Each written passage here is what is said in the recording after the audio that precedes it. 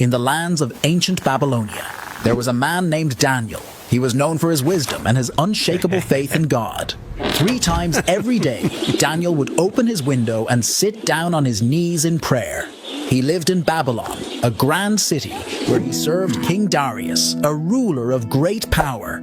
Daniel was so good at his job that the king wanted to put him in charge of the whole kingdom. But not everyone was happy about this. Some of the other leaders were jealous of Daniel. They knew he was loyal to his God and prayed to him 3 times a day. So they made a sneaky plan. They went to King Darius and convinced him to make a law that for 30 days, no one could pray to any god or human except to the king. They knew this was one law Daniel would never follow. Daniel, upon hearing this decree, did not change. With the windows of his chamber open, he knelt and prayed, just as he always had. The officials, lurking like shadows, caught him in the act and brought him before the king.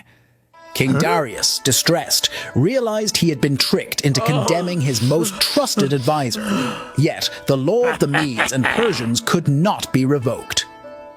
With a heavy heart, he ordered Daniel to be cast into the lion's den, hoping in some way his God would save him.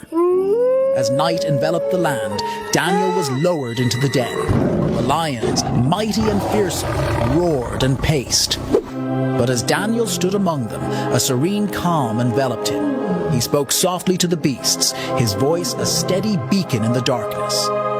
Miraculously, the lions did not harm him. They lay around him, their usual ferocity replaced with a peaceful presence. All night, King Darius walked around in his palace, struck with worry. At the first light of dawn, he hurried to the den and called out anxiously for Daniel.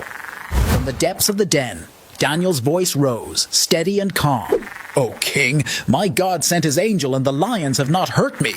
Overjoyed, King Darius commanded that Daniel be lifted from the den. Not a scratch was found on him, for his faith had protected him. Then, in a turn of justice, the king ordered those who had conspired against Daniel to be thrown into the lion's den. This time, the lions did not hold back, and the conspirators met a swift end. King Darius issued a new decree, declaring that in every part of his kingdom, people must respect Daniel's God.